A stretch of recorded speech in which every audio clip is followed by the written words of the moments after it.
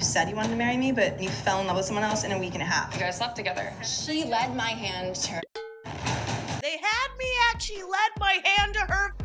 The Ultimatum Queer Love just dropped on Netflix, and it's messy. Is there a reason you pray? It's gay. I felt like tonight we just swam in a pool of estrogen. It's everything I wanted Tampa Bays to be. You want to see both of us fight for you? Is that what you want? By the way, at the end of this, I am going to compare this show to Tampa Bays and also the show that walked so Queer Ultimatum could run, The Real L Word. This is a recap of episodes 1 through 4. Look for my recap of episodes 5 through 7, which will be released next. We start episode 1 off and meet our reality TV host for the season, Joanna Garcia. Hello, everyone. Anyone else watch Reba? Shine, this is not going to be the senior year you dreamed about, unless stretch marks and hemorrhoids were part of that dream. Mom, ew. Well, Is it correct that you're not queer? I am not. absolutely. I'm unbelievably gorgeous. I cannot believe it. Thank you. The lesbians are already so thirsty. The premise of the show is 5 couples.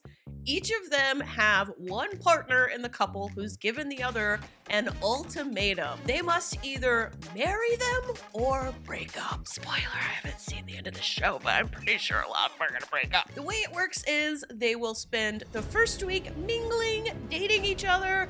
Then they will choose one person that they will spend the next 3 weeks living with, who's not their original partner they came with. After that 3 weeks, they will all switch back to their original partner, live with that original partner for 3 weeks.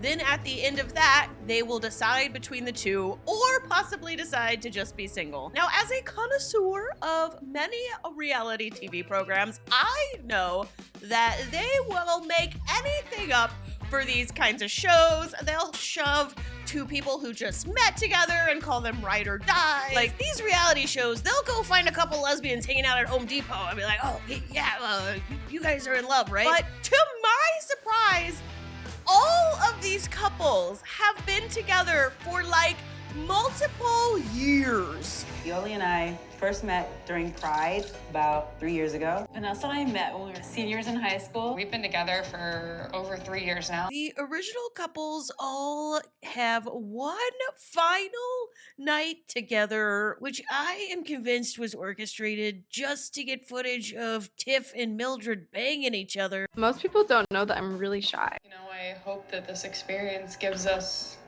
clarity.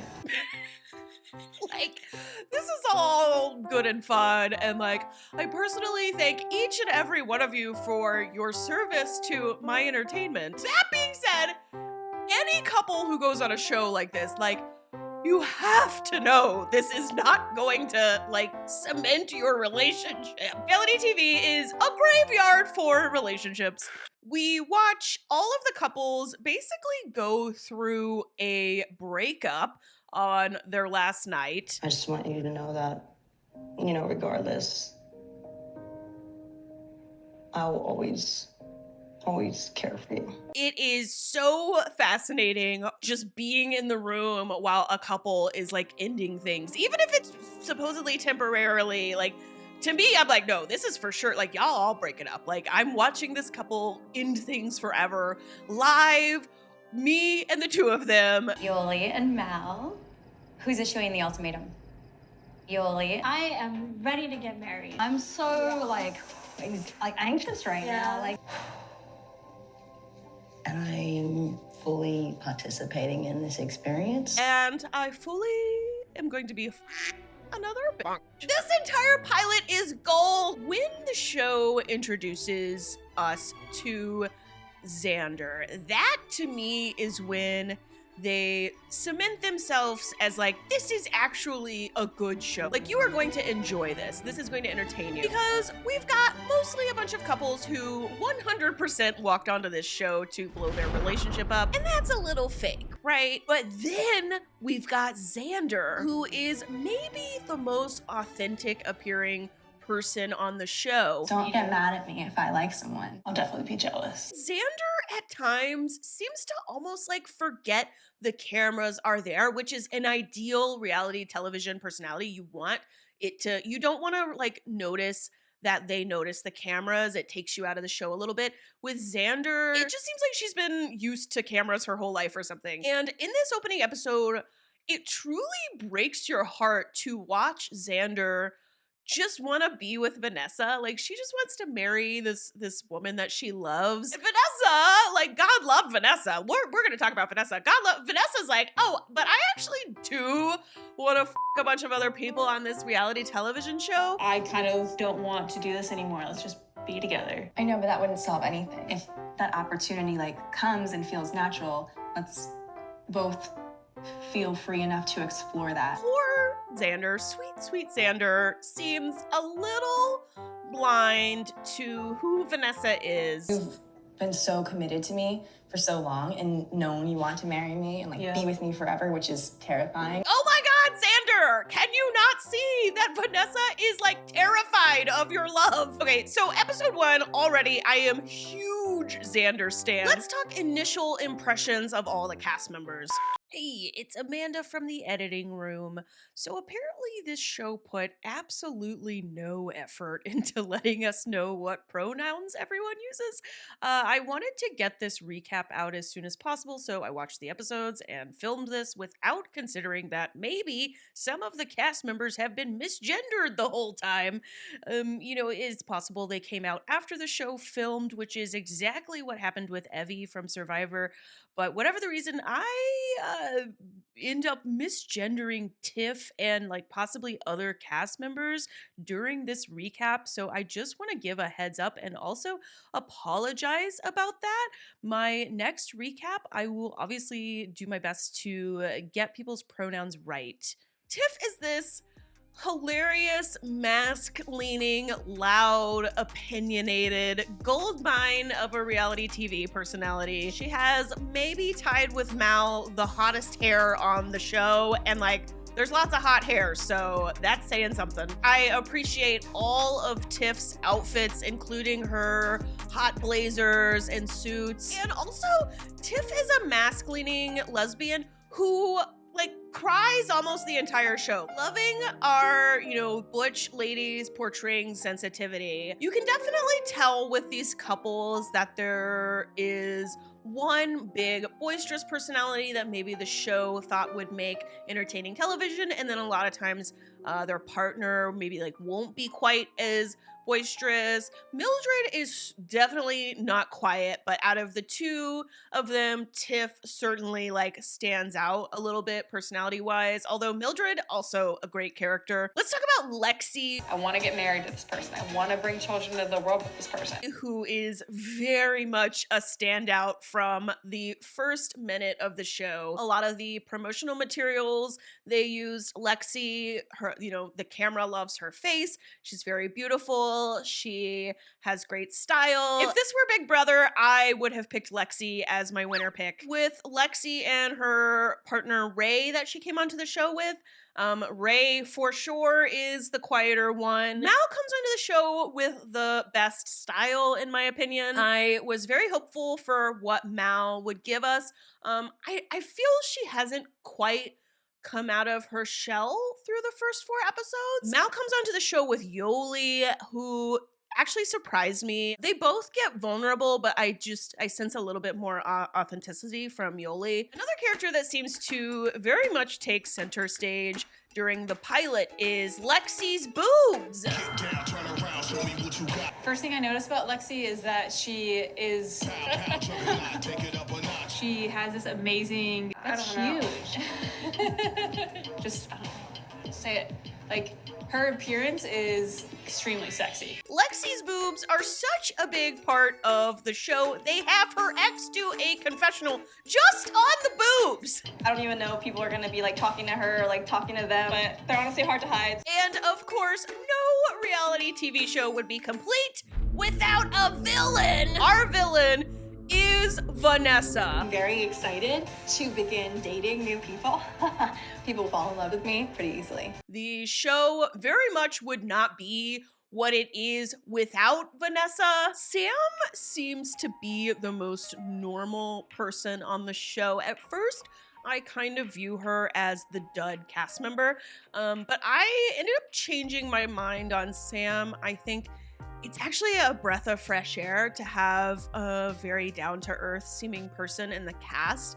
And she's very likable, and there is so much drama in this show that you need some characters who are not just completely enveloped in drama, so that you as an audience member can breathe. It can't just all be hi. The last first impression I have to talk about is Aussie, who seems like the person least aware of what they were getting into before the show started. By episode 2, we are in full throttle with Mingling Week. They are all going on dates with each other, and the dates are proving very fruitful as far as entertainment. This beautiful pool with all these ladies, it's like going to Dinah Shore all over again. Lexi and Vanessa go out on a date, and after Lexi gives this confessional, When I first saw Vanessa, I thought we were gonna clash. this is our first hint at the rising conflict that will develop between Lexi and Vanessa. One thing that surprised me in episode 2 was when the show actually hits on some like real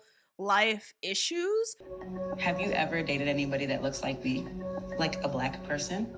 No, I haven't. This is an important issue to a lot of people of color. You know, it's also very valid for somebody, you know, maybe to not necessarily want to have to be the educator or the teacher, you know, because they're dating a white woman. And I love that this show is including some discourse about this. One thing I did notice was there are not a ton of black cast members. It does feel like they put effort into making it a diverse cast, which I appreciate. But, you know, the show put this in, they included this discourse, and it just, you know, you just, it's very obvious, like, oh, if Mal wanted to date another black person, you know, she would have to leave the show. If episode 1 didn't show Xander how ready Vanessa was to move on, episode 2 made it even clearer. I love single Vanessa. I think single Vanessa is very fun. Included in her deck of villainous activities is Vanessa's habit of like asking corporate get-to-know-you questions on her dates. What are 3 things that you love about yourself? I cannot stand when people do this on dates. Like, what? Should I have printed out my resume for you? Her doing it very similarly with both girls, like, is a little grimy. And this is where we're starting to get a taste of, like, Vanessa as a juicy villain. Ray, who initially gave me paint drying vibes, totally wins me over in episode 2. I like that I'm athletic. It makes doing things fun. Then Xander and Yoli go on a date where Xander reveals some extremely disturbing beliefs Vanessa, her original partner, has about raising children. If we were like married, would your child be your child and mine would be mine? Or my ex would have her own kids and then I would have my own kids? It's so strange. Vanessa just unlocked her supervillain, cause what? If this is true, it brings so many questions to mind. How did she even come up with this? Like, what does this even look like? Also, I'm 99% positive this is just a ruse to get Xander to break up with her because she wanted to be single. When the Xander Yoli date starts, I kind of expect it to be a snooze fest, and I am wrong. They pull me in because it turns out Xander and Yoli have quite a lot of chemistry when they realize that they want the same things. I actually rewatched the show with my wife, and when we were watching it together, before any of them had started dating each other, she was like, ooh, I know what's gonna happen. All the people who want all the same things, they're gonna get together. And I was like, oh my God, she called it. Like, she called the show before it happened. Like, this is what happens with Xander and Yoli. They realize we both want marriage, we both want kids, we both want to be with people who are passionate about us. Most of the time, I'm like pretty ready. Yeah, and like ready to... Yeah. It's always the ones you least suspect. Most of the time, I'm like pretty ready. Xander pulling the old I'll bang you right in the middle of this cafe. You can tell the producers love Vanessa because in episode 2, it really feels like she's in every other date. And I do love me some villain Vanessa, but I also think the editors could have cut some of this out, especially some of the dates that don't end up, turning into anything down the road. The episodes are too long in general. Vanessa and Lexi meet up for their second date, which starts out well, but quickly takes a turn, mostly due to several hilarious answers to Lexi's questions that Vanessa gives. It's hard for me to imagine marrying anyone. I'm realizing I don't want to grow closer to someone else. When I get bored, I'm like, okay, I'm bored. Do you feel like there was an actual chance that Xander could find someone else? No, I'm beautiful. I'm beautiful.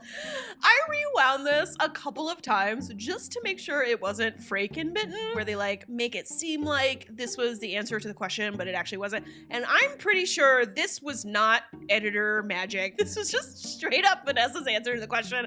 I'm too beautiful to move on from. And then Vanessa drops this bomb. Xander has been saying she might be asexual. I'm a pretty sexual person. Vanessa and Xander might be the worst lesbian couple on the face of the planet. While I am loving every second of Vanessa, Lexi isn't quite as thrilled with her entertainment value. What exactly did you think you were gonna get out of this process? You're sitting over here and I don't want to get married.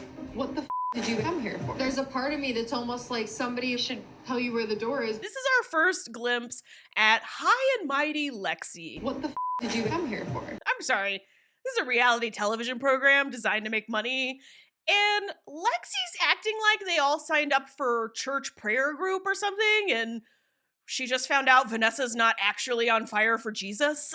Also, in a lot of ways, Lexi is right. She's correctly recognizing that Vanessa isn't playing the game. She's playing her own game. Everyone else doing the ultimatum thing. Vanessa's playing the f as many as I can game. That being said, Vanessa belongs on the show more than anyone else. She knows her relationship was never gonna work out, and because Vanessa is reality television gold. I also feel like there's a little bit of a competitive who's gonna be the star of the show thing going on. Vanessa's a fake person. I kind of agree, kind of disagree. She's very formulaic and calculated, but to the audience, I view Vanessa as much more authentic than Lexi. Vanessa is I put my relationship on this reality show because I love being single and I want to a bunch of people. Meanwhile, Lexi's over here pretending living with some noob for 3 weeks is totally gonna mean wonderful things for the future of her and Ray.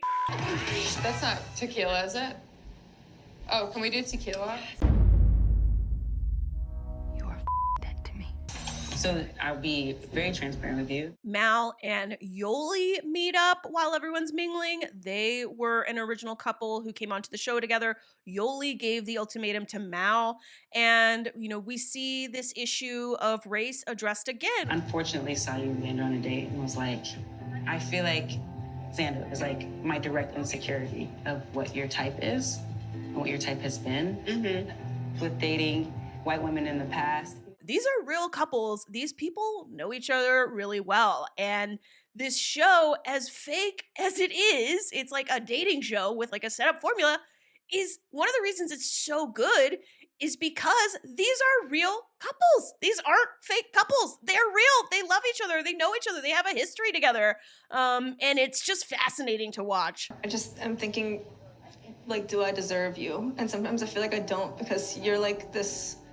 imagine a glass this big. This is the point in the episode where I get really endeared to the character of Ray, who is Lexi's original partner. It is very obvious that this was difficult for Ray, who seems much shyer than Lexi. But Ray ends up being a surprise, adorable favorite of mine because she pushes through her uncomfortableness. She doesn't leave the show. She tells the camera the truth. I feel like she's being honest with us in confessionals. And, I can see why Lexi, fell for Ray. She is very beautiful and she draws you in with her quietness. You kind of want to be like, you want to shut the whole world up so you can hear what Ray's about to say. At the mingling, after everybody has been dating each other and talking about what's been going on, Tiff kind of, I think, at this point begins to realize that she's not going to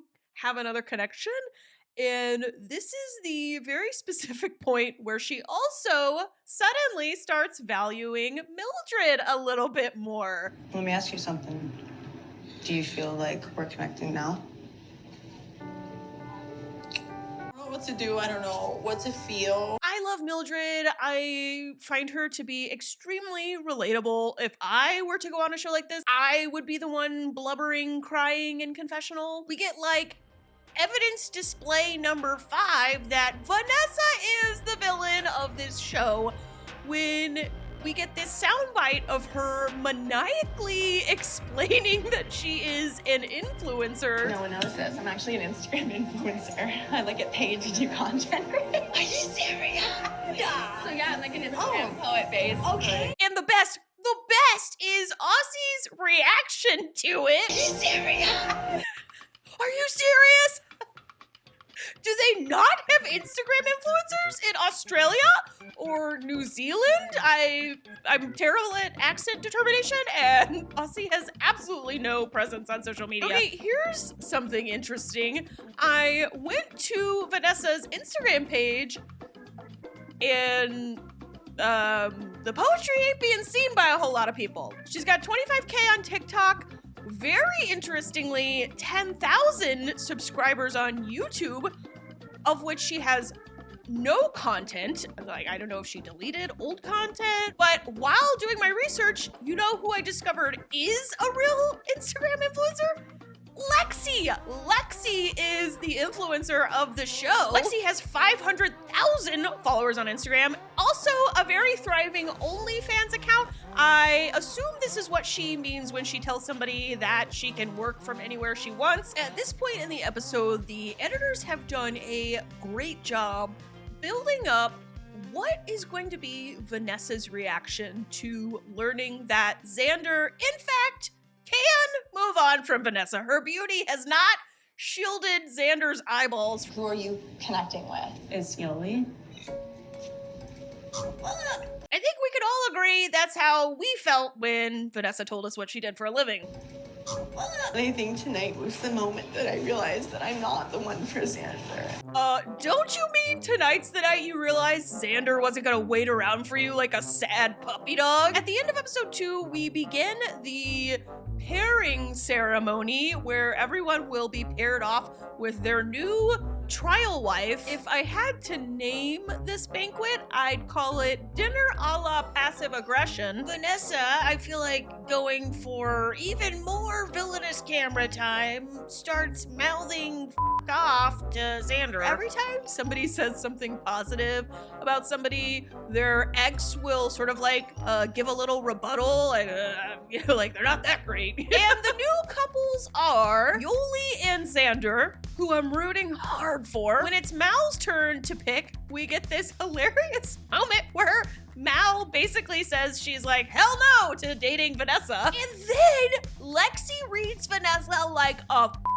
book. You only at a maximum saw it as a 3-week, 21-day thing, and you're not going to be able to give anything to anyone in this process. And then the whole table piles on. And I want to add to that, Lexi, you've been telling Xander to off all night, and it's hurting all of us. It is. And then Xander comes in and tries to save the day. I don't really want everyone to antagonize Vanessa. We understand because that's the person that you've been with for 4 years. Mildred's like, no, sweetie, you're the victim here. But then Ray reads everyone at the table like, oh my God, call the game. So I don't know what you want out of this, which is fine. Like, you don't have to know what you want because, like, sometimes I don't know what I want. There is someone who comes in here with an ultimatum and now they're like, oh, well, I have feelings for someone else. And you hearing that, you're like, wait, you came in here with an ultimatum. You knew what you wanted, and now you don't? And now you expect me to know what I want?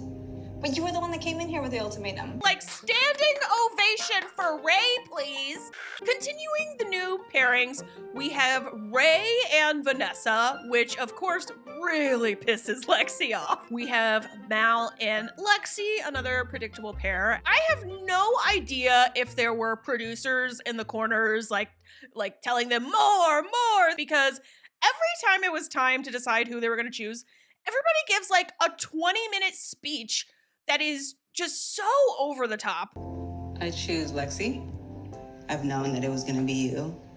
I was always gonna choose you. We talked about raising biracial kids. Oh, Mel, I feel like I know you better than I know 99% of the people in the world. You're the type of human that most people should aspire to be, and that most people aren't lucky enough to meet. And the award for corniest trial wife goes to Lexi. You're gonna make me cry. You have challenged me. Yoli's over here like rolling her eyes, and I am with Yoli. This isn't Vanessa's Instagram poetry account, okay? It's not only that, like, I want to be around you, I feel like I need you. That was awesome. We get Aussie and Mildred, which I have to admit, some of these pairings definitely feel like they were like the leftovers just like shoved together for convenience. Although, you wouldn't know it by this speech she gives. You're like one of the most amazing humans I've ever met. Well, Mildred is like very clearly faking how over the moon she is for Aussie. Tough girl Tiff's over in the corner just crying. Mildred, are you ready to make your choice? And then, instead of our last couple, Sam and Tiff, they're the only ones left. Instead of them getting paired together, Tiff stands up and says, I choose my ex, Mildred. Don't think that was an option, Tiff. A part of me wonders, does Tiff do this, have this big breakdown and say, oh, I just want to be with my ex, if she connects with somebody else a little bit better in the first week? Like if instead of Mal connecting with Lexi, Tiff is the one who connects with Lexi, is Tiff still, crying, running off set, saying, oh, it's only Mildred for me? Here's what I think happened based on what the show showed us. Tiff comes in super hot. I'm a picky person. A deal breaker for me is like, I can't get down with a girl that flat up like eats like a juicy raw steak. I also want someone that can keep it spicy and keep things interesting and keep me on my tippy toes because I get bored as And nobody is falling all over themselves to be with Tiff. And subsequently, after nobody connects with Tiff, suddenly she goes all Romeo, just, oh, I'll die without Mildred. And Mildred is like very suspicious. I never got that side of Tiff in the period of time that we were together. When all the smoke clears from this like momentary drama, Joanna doesn't even acknowledge it. She's just like, and now we have our 5 couples. She's very hot, but Joanna, like a little Stepford wifey. Like, I guess they just had to shove Tiff and Sam together because, like, what else are they gonna do? Hold the boom mic? We are finally through the matching phase of the show, and we get our first glance at what life is like for a newly formed ultimatum couple with Mal and Lexi, who immediately tell us how awesome they are. Cheers to winning. Oh, we won the game so hard. You're the one that always told me, like, that you saw my transparency. I think that's the scary part because I feel like we are perfect. Right away, Xander and Yoli are #couple goals. I don't typically have a spot. How about you? I think I generally probably be on this side. Okay. Take it out. But yeah, definitely a naked sleeper. Are you blushing now? Yeah. Meanwhile, Vanessa and Ray are... Hands. Our bed, where we shall snuggle or maybe... And this is where we will share so many romantic moments. I mean, at least Ray's pretty confident in her decision. But I made my decision and I'm going with it. At this point, probably the hottest thing that's happened in the episode is when we learn Xander is a physical therapist. Give me some massage oil. Xander, she's a physical therapist and like has been teasing me with massages. Xander and Yoli, for me, are by far the most rootable couple, and I was trying to think about why. And it's because this is what it looks like when two people are equally into each other. And we also got to see what each of these individuals look like when they're in a relationship with somebody who isn't equally into them. So it's very satisfying to see these two people that you're like, yeah, I don't know them that well, but they seem like very cool. They seem like they're worthy of love. They seem like they deserve better. And they're there giving each other finally what they deserve. Episode 4 is a continuation of where we left off in episode 3. Oh, so you think there's a chance that you could leave and we could be engaged? Sure. Lexi and Mal. I think they're probably the two hottest people in the cast, but this is proof that being hot ain't everything. I find myself a little bored by them. And I think it's because I don't buy it. They're like insisting that they're already madly in love with each other. And I don't buy it. You know who looks like they're already madly in love with each other? Xander and Yoli look like they're already madly in love with each other. And you know how many times they're reminding us and telling us?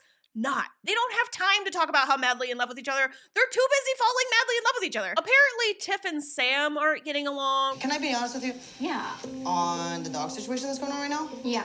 Well, I slept on the couch with the dog last night. I feel like I'm compromising by not kind of even putting you in a situation where you have to deal with my dog on the bed. I see the lack of, with all due respect, the lack of giving a shit about the dog.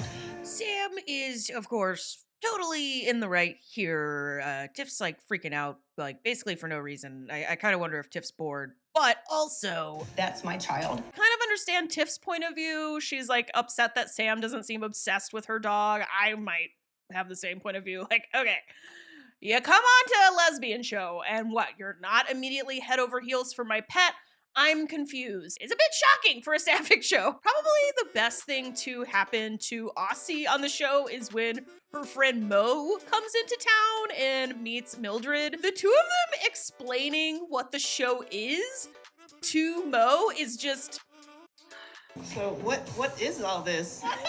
We're going through this experience to figure out, like, Mildred is more compatible with me. Okay. So now we've moved in. Wait, you guys are living together? We're living together. You guys sleep in the same bed? You guys do shit too? Oh my God. Mo is a great guest character. She's only there for one dinner, but she kind of calls Aussie out and ends up causing a bunch of drama between Aussie and Mildred. So like she's been with Sam for 2 years and she didn't want like marriage, but then like we went on 3 dates. The third date you were like, I want marriage. I know your ass. You do. I mean, you had issues with commitment and shit. Yeah.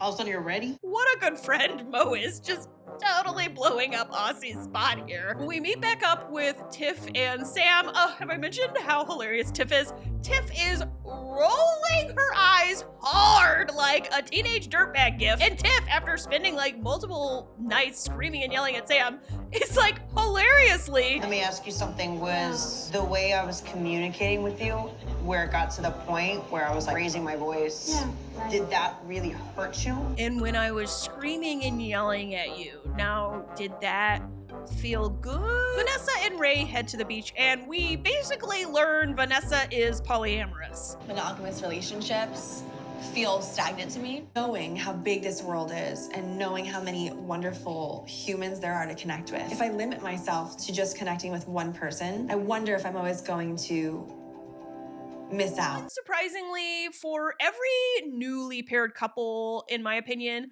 the ones who have the most issues being roommates are the ones who seem to have the least attraction to each other, the least interest in each other. Like, Ozzy apparently sucks as a roommate, but Mildred only seemed to be super bothered by this after she learns from Mo that Ozzy actually isn't interested in marriage. Like, suddenly, when you realize the hoe you living with don't want to marry you, cleaning up her dishes isn't the ball of fun it used to be. In episode 4, we get our first new hookups. We get a short little montage with Vanessa and Ray initially hooking up, and then Xander, like, locker slams Yoli, very hot. And they fully do it. We get the animal noises and everything. And unlike Ray, who wakes up while Vanessa is still sleeping and leaves early, we are about to find out to make a horrific decision. Unlike Ray, Xander and Yoli wake up like fully in love, butterflies, you know, just around their faces, little hearts popping up, like Like, they are just so cute together. On the opposite side of the spectrum, Lexi is absolutely torturing Ray, who has made the decision to call Lexi on the phone the next morning and immediately tell her she's been blasted by Vanessa. I texted with Lexi and called her. The person who I thought loved me came here and then slept with that person. But you know what, Ray? It's okay.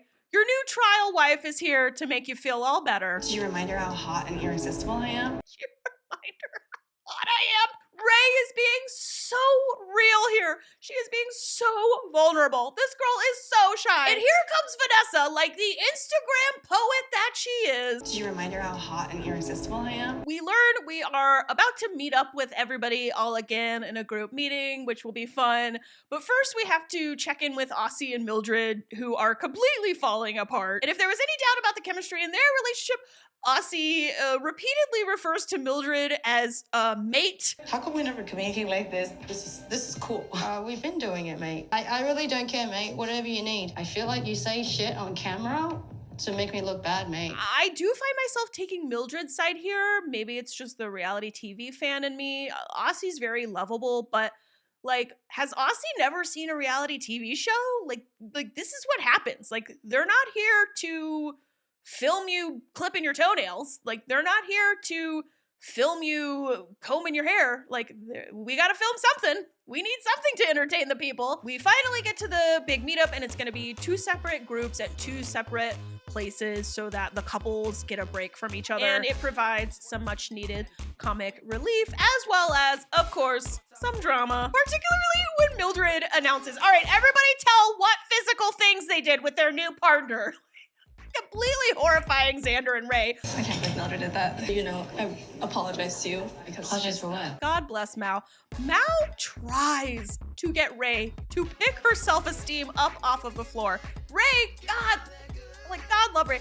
Ray apologizes to Mal for interrupting what Mal and Lexi had going. Vanessa basically screams at the top of her lungs how wonderful things are going for her and Ray, which of course Lexi's not thrilled about. Is there a reason why you Ray? Lexi starts yelling about all the and the hookups. Aussie predictably doesn't want any of this to be happening because at this point I'm pretty sure Aussie has major regrets about joining this reality television show. I honestly didn't think Lexi could get more base, but then she hits the table with, you end up being the person I came here with. You were in of the person I came with that I love, and you don't even have feelings for her. But then Vanessa is hilariously like, wait, that's not true. I have friend feelings for her. You just said you have no romantic, no sexual, no physical feelings for this person. I have friend feelings for her. It turns into the most ridiculous television conversation ever. I'm like, what will the straights watching this think of us? I love you all. I'm not falling into y'all's vagina. I love Yoli more than everyone here, and I am not falling into her vagina. This is just, the fight continues on as Lexi just cannot believe Vanessa Ray. Like, oh, come on, Lexi. What is this, 1932? You don't own Ray. We end the episode very much on a angry, high energy moment. And wow, what a first 4 episodes. My thoughts on the show thus far. I love that they let them bring their dogs. The show really knows its audience. They totally hit it out of the park casting-wise. They found personalities that are interesting. They found people that really pop on screen. Vanessa and Lexi are all-time great characters. Okay, critiques. One thing that drove me nuts was how the show would frequently fake me out. I often thought the episode was ending, only to realize, oh no, there's 25 minutes left. Also, I kind of wish they would shut up about either I'm marrying you or I'm marrying my ex. Like, none of these people are getting married. Like, we don't have to constantly pretend this thing that's not going to happen is going to happen. But not having ever watched the straight version of this show, I can totally see why the formula works. It works because the math is never going to add up. Some people are going to move on, some people are going to connect with new people, and other people are going to be left behind, and they are not going to enjoy watching their exes move on without them. Comparing it to Tampa Bay's and the Real L Word, so far, miles ahead of Tampa Bay's. Tampa Bay's was, I learned, basically a fully scripted reality show. The way they casted it was super funky. Like, one of the couples who came up with the idea for the show had a lot of power, apparently, in deciding who got on the show. And really, compared to Queer Ultimatum, like, looking at the cast of Tampa Bay's is just like, ugh. There is conflict, drama, hookups, action on the Ultimatum Queer Love, and there was just absolutely none of that on Tampa Bay's. At least none of it that seemed even remotely unscripted. As far as the Real L Word goes, those are some big shoes to fill. And I don't think the show is there quite yet. One thing the Real L Word has that Queer Ultimatum doesn't yet have, but could achieve, is iconic moments. I'm looking for fights that turned into vehicular fender benders, you know, mud wrestling, crazy hookups in the bathroom while everyone's out swimming. The phenomenon that was Claire. Okay, if you made it to the end, it means you don't think I totally suck. So go ahead and subscribe. Also, super huge shout out to the patrons whose support make these videos possible. And also, one final thing, if you find these people online, do not be mean to them. I think, you know, critique the show, review the show, talk about the show. Just keep in mind, these are real human people with real human feelings. So they went on the show. I have no problems like critiquing what they're doing on the show, but they do have a real life, and I don't think these people deserve to be harassed. So please be nice to them.